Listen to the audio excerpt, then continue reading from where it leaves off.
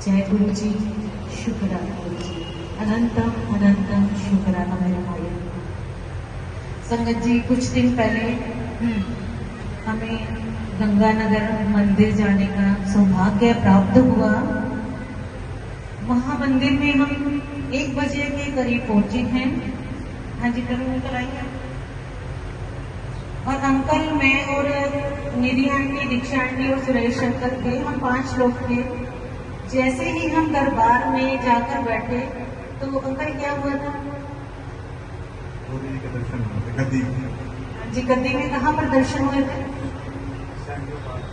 गद्दी के central part में बीच में वेलवेट का बना हुआ है कुशन, उसके अंदर।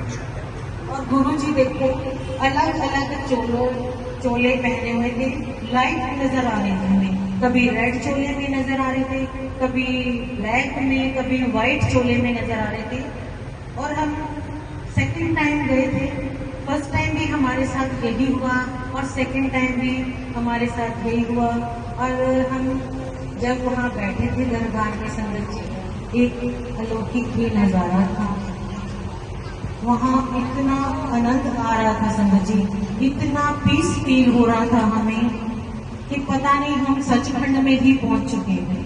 गुरु जी का दरबार जहाँ लगता है ना संगत जी, आपको पता ही है कि एक अलग सा ओरा हो जाता है वहाँ पर।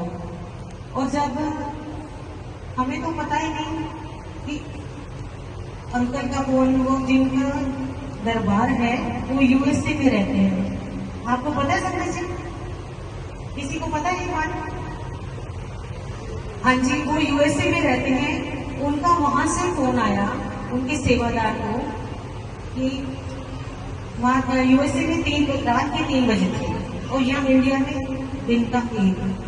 और उन्होंने बताया कि गुरुजी ने मुझे उठाया है रात के 3 बजे कि दरबार में संगत आई है, उनको जल प्रसाद, चाय प्रसाद और लंगर प्रसाद करो। देखो, गुरुजी ने उनको उठाया। और जो सेवादार बैठे वो लंगर की तैयारी कर रहे थे, वो कहते अंकल अभी तो मैं देख कर आया, अभी तो कोई भी नहीं थे। कहते नहीं नहीं, जाकर देखो दरबार में संगत आई है। ये गुरु जी की ब्लेसिंग नहीं तो और क्या है? ब्लेसिंग है ना गुरु जी की। और सारे सेवादारों ने ये प्लान किया है कि नेक्स्ट मंथ बस गंगानगर जाएगी। जिसने गंगानगर जाना है प्लीज अपना नाम तरुण अंकल को लिखवा दीजिएगा, क्योंकि जिन जिन को पता है ना वो पहले ही कह रहे हैं आंटी हम भी जाएंगे, हम भी जाएंगे। तो अंकल को प्लीज नाम लिखवा देना।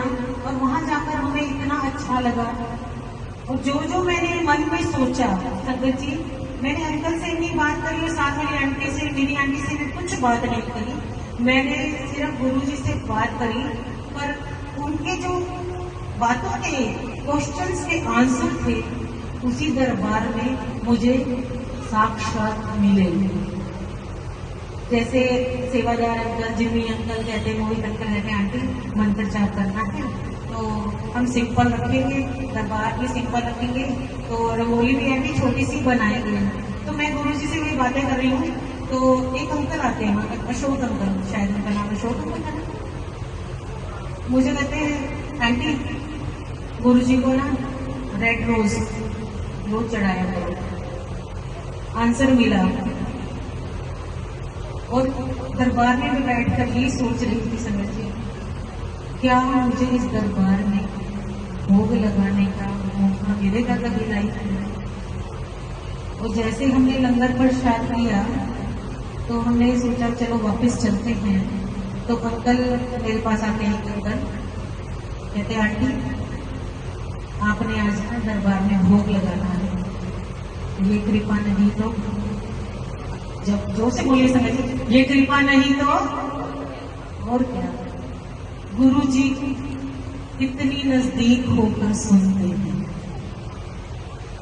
जो और भी क्वेश्चन थे कुछ पर्सनल थे, वहां पर सेवादारों के थ्रू मेरे को आंसर मिले, संगत के थ्रू आंसर मिले। और जब हम वो चाय प्रसाद की थाली लेकर जा रहे थे तब मेरा मन इतना था कि आंखों से धारा बंद ही नहीं होती।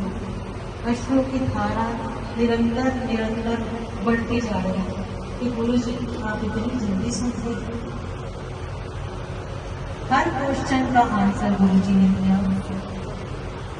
और गुरु जी हमेशा आंसर देते हैं और बात सुनते हैं और हर सत्संग में अपनी प्रेजेंस फील कराते हैं। जो लास्ट सत्संग